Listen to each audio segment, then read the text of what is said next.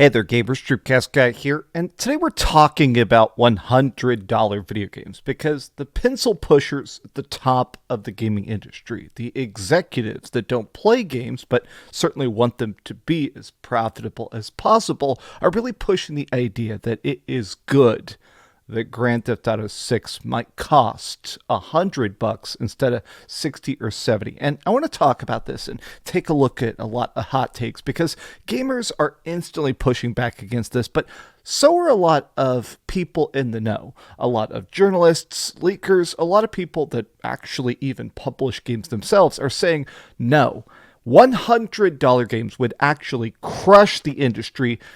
And I want to talk because honestly, even the idea of $100 games, this feels like something very bad is coming, that the collapse is closer than we think. But let me explain why. Hi, hope you're having a great day. And if you could, please give this video a like and subscribe if you haven't already.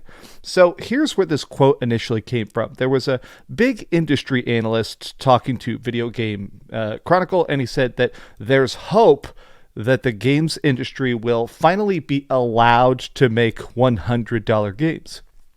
So this is very stupid for like 15 different reasons, but the biggest thing is, even at the face of it, right now, games are failing at an astronomical rate. I do truly believe the fact that people are working more, they're more broke, consoles are more expensive, controllers are more expensive.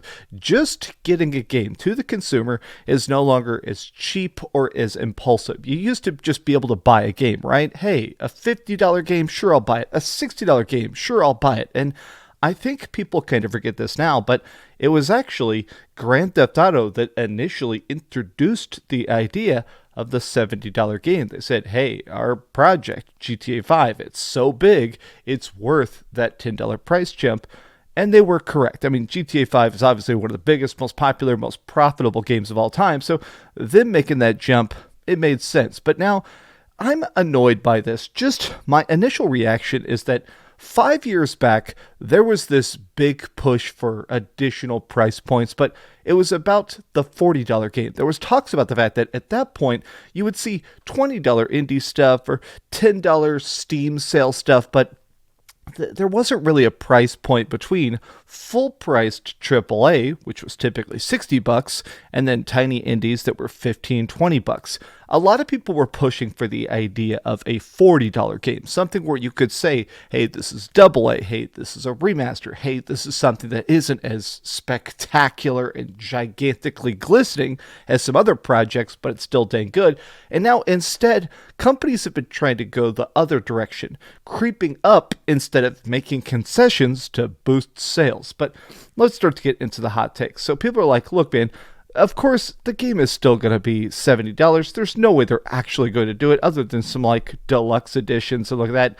It'll be $70 and nothing more. GTA 6 will keep it normal MSRP, but a lot of people are kind of talking about the fact that this will just instantly, I do think this is going to cause a massive amount of games to bomb. As soon as they start trying to push the numbers up, I think you're going to see sales of any $100 game absolutely flatline. If you thought Suicide Squad killed the Justice League, or I don't know, friggin' all these games that keep bombing back to back like Skull and Bones, if you thought those games flopped, wait until there's a $100 price tag on a game like Suicide Squad. But let me take a look at some takes here.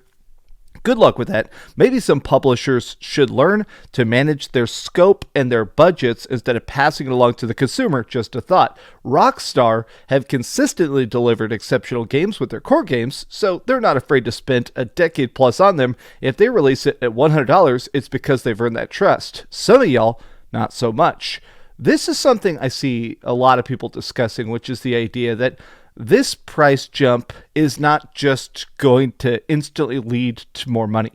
A lot of companies seem to be complaining about the higher development cost, but I'm going to say it. I'm just going to say the quiet part out loud. You ready for this?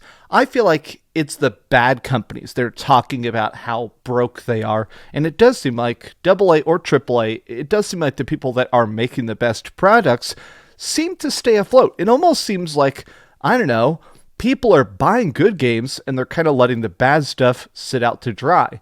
And I like this. So there was this post done by Cromwell last year. I think I did a video talking about it as well, but essentially he did a super long thread about how it's wild to consider this, but I mean, remember, Baldur's Gate 3 is technically an indie game. It sold 15 million copies, and it was completely independently developed. It's digital D&D. It became one of the biggest games of all time. It still gets hundreds of thousands of concurrent players, and they literally funded it, marketed it, hyped it, made it completely on their own. And they're like, look, man, you can't just say, hey, $100 will instantly be better.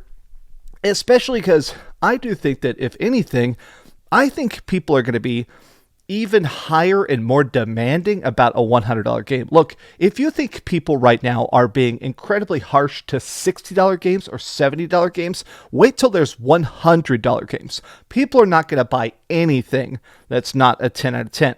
I saw this quote a couple years ago, and I can't remember where I saw it, but as a reviewer, I put a number at the end of my reviews, right? Especially good stuff. You know, recently I reviewed Dynasty Warriors Origins. That was surprisingly fantastic. I am actually working on a big review for Kingdom Come Deliverance 2, and you can watch my preview of it, but the short and sweet, that game is very big and very fun. Those are really, really good games. But we're currently creating stuff on a $60, $70 price scale. If I'm judging stuff on a $100 price scale, you know what? I'm definitely going to be a lot more harsh. I'm going to be like, okay, look, man, this is $60 good. Like the same way that if I see a really good game that's $20, like Crow Country, that game is extremely good. And in my opinion, it's better because it's $20. A $100 price point, boy howdy, you're going to see game after game flop, quarter after quarter of, oh, we didn't meet sales expectations. I put this into the video here, this slide, because it is interesting to think about the fact that in 2025, there is a good chance that BioWare, Rocksteady, Bungie, and Ubisoft are all just going to die. And the reason that's crazy is because these used to be the most reliable companies. Like, you may not have liked their particular taste. Maybe you went, okay, I don't like, the Bungie. I don't like some of the older Halos, or I don't like the older, real technical stuff like the older Baldur's Gate or early Dragon Age games. But even the people that didn't play it knew these are the names of good games, right? And now these companies are completely collapsing. Statements like this would have gotten you laughed at a decade ago. And I do think these are the four companies that, in my mind, are being killed specifically by these higher development costs of, hey, now we can't put out a game in 2 years. We got to spend 5 years on it. And then hundreds of millions of dollars on a marketing budget to make sure it gets enough attention, to hope it sells, to hope it breaks even.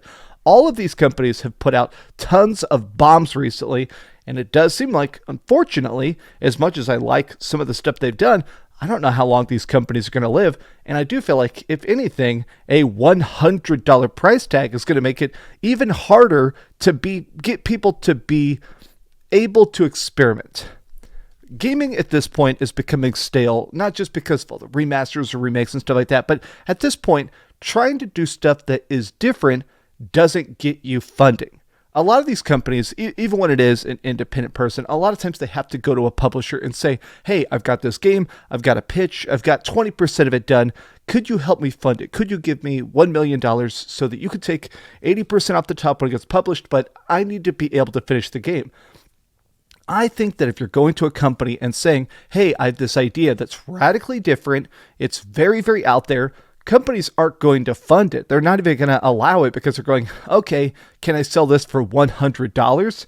Probably not, so I'm not even going to allow it to be made. Now, here's a Cromwell tweet from last night. You're not supposed to say this out loud. A good company raises salaries in line with inflation so their staff doesn't die or something, but games prices haven't risen with inflation. This isn't the reason the industry is the crap show it is now, but it is an uncomfortable truth. On the other hand, the responsibility for a game developer is to make sure the game they show up lives up to that promise and is an investment from the player. It is wild to see the amount of even game developers, even publishers, even people that are now actually pushing back and saying, no, $100 games, yeah, the people at the top, the investment bankers, the guys signing checks, maybe they'll be happy about it, but no gamer is going to be thrilled about this. And I honestly think that once you start to see games selling, 500,000 copies instead of 3 million copies sold, I think a lot of people are going to go, okay, maybe that big price bump did not actually pay off. Okay, I got 2 tweets left, and I wanted to take a look at these because the last 2, in my opinion, are the most dramatic opinions in a way, but I think they both bring up good points, which is, look, I have not bought a single $70 game this gen, and I'm not going to do it if games start costing $100, especially in an age where games are incomplete, buggy, broken, or poor performance. Why buy game day one when you'll get a better product at a later date for a cheaper price? Glad my FOMO is dead. I think a lot of people are coming to this point, especially PC gamers. I do see a lot of people that say, if the game doesn't run good, if it doesn't play good, if it doesn't have an actual ending, if it doesn't have really cool characters, I'm not going to buy it. There is good stuff to play. There is great stuff out there. There's a lot of stuff that, honestly, one thing I did not put in this video is I saw people talking about the fact that free-to-play is definitely going to take over the industry. If stuff starts costing $100, people are only going to play free-to-play games. I do feel like once stuff starts costing $100, people are going to buy almost nothing, I do feel like. Now, here's the last tweet, and I want to make it a point. I'm not attacking Shadow Elite here, but he says, it's amazing how people don't think this is possible. GTA 6 could cost $100 for the base game, and it would probably still be the greatest game ever sold, and I bet same people arguing against $100 would still be the one to buy it. Now, obviously, I'm not saying that he's like taking a hot take. I just feel like this is... To me, this feels a bit like a strange stance. When people are like, okay, even with the higher priced games, the stuff at the top is still going to sell. People talk a lot about trickle-down economics, about, hey, if companies are more profitable, they can pay their employees more, which means bigger bonuses, which means more projects, which means a lower turnover rate, which means more dedication. But it just doesn't seem to actually work like that in any industry. Like, they started paying CGI artists like crap in movies, and now every Marvel movie has absolutely awful CGI, and the whole damn movie's filmed on green screen. I feel like that same effect is going to happen here. Increasing the cost of video games is not going to suddenly make better video games. If anything, I am going to die on the hill that I think it's going to have the opposite effect. Higher priced games is measurably going to lead to more crap. These are just been some off-the-cuff thoughts. How do you guys feel about $100 video games? Do you actually think this is possible? Let me know your thoughts in the comments down below. And if you enjoyed this video, be sure to give it give it $100. Give this video a like and subscribe if you haven't already. And please keep dreaming. Oh, man. It is, 18 degrees out. I live in Texas. You know what? That's like... That's way too cold. Screw that. Give me 100 degrees. No, don't give me that either. Thanks so much for watching that video. If you want to see something else, you can always click this link to see what I put up last, or, subscribe and see what's coming up next. Also, I promise that whatever I do, it'll try not to suck.